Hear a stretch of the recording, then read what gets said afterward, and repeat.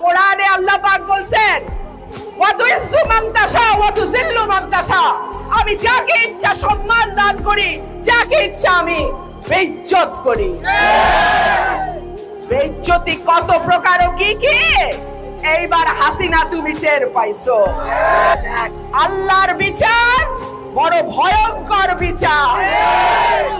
আমাদের লাখ লাখ ভাইয়ের উপরে যে নির্যাতন 15 বছরে হয়েছে, আল্লাহ সাক্ষী, আজকে তাকায়া দেখেন কোথায় শেখ পরিবার, কোথায় হাসিনা, কোথায় রেহানা, কোথায় তাপস, কেউ না।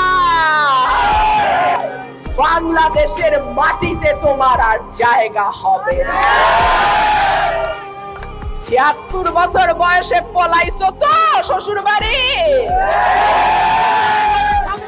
আল্লাহ করে যেন কবরটাও তোমার বাংলাদেশে না হয়।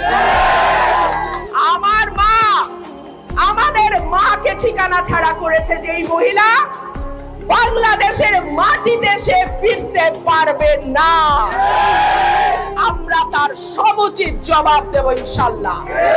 আমরা ধৈর্য ধরছি, একদিন না, 2 দিন না, 15 বছর আমরা ধৈর্য ধরছি।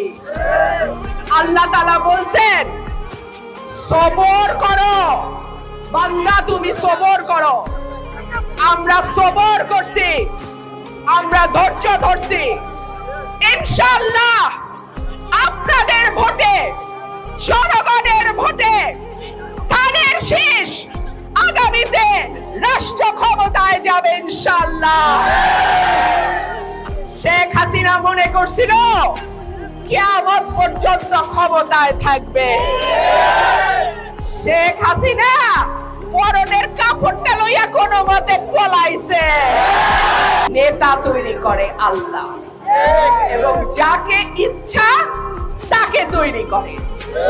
সুতরাং দল যাকে মনোনয়ন দেবে ইনশাআল্লাহ আমরা ঐক্যবদ্ধভাবে